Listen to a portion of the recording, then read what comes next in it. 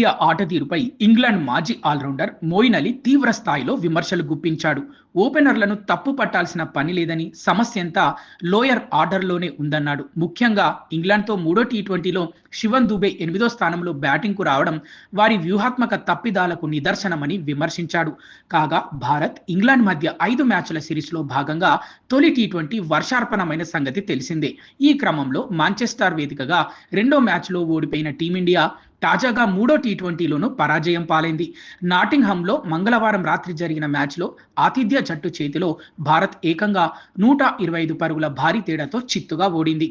England బౌలర్ల దెబ్బకు భారత బ్యాటర్లు పెవిలియన్కు వరుస కట్టారు. ఓపెనర్లు అభిషేక్ శర్మ, వైభవ్ సూర్యవంశీ, వన్డౌన్ బ్యాటర్ ఇషాన్ కిషన్ పూర్తిగా తేలిపోయారు. కెప్టెన్ శ్రేయస్ అయ్యర్ కూడా తీవ్రంగా నిరాశపరిచాడు.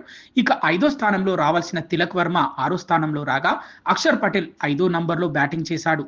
మరోవైపు హర్షిత్ రాణా 7వ స్థానానికి ప్రమోట్ అయి విఫలం కాగా, 8వ స్థానంలో వచ్చిన శివం దుబే ఫెయిల్ అయ్యాడు. ఫలితంగా 202 పరుగుల లక్ష్యంతో బరిలోకి దిగిన టీమిండియా 11.4 ఓవర్లలోనే కేవలం 76 పరుగులే చేసి ఆలౌట్ అయింది. ఈ నేపథ్యంలో ఇంగ్లాండ్ మాజీ cricketer Moeen Ali team India batting ఆర్డర్ను ఉద్దేశించి సంచలన వ్యాఖ్యలు చేశాడు. భారత బ్యాటింగ్ ఆర్డర్లోనే సమస్య ఉంది. అక్షర్ పటేల్ మరీ ముందుగా వచ్చాడు.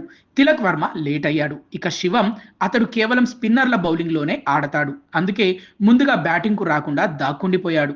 నిజానికి జట్టు కోసం అతడు అన్నీ చేయాలి, కానీ స్పిన్నర్ల బౌలింగ్లో మాత్రమే ఆడితే ఎలా? టీమిండియా ఓపెనర్లను తప్పు పట్టాల్సిన పని లేదు. నిజానికి వాళ్ళిద్దరూ ఆడుతున్న తీరు నాకు ముచ్చట గొలుపుతుంది. ఒకవేళ అభిషేక్ 6 ఓవర్లు ఆడాడంటే అతడు అర్ధశతకానికి చేరువ కావడం ఖాయం. ఇక వైభవ్ సూర్యవంశీ గురించి మనకు తెలిసిందే.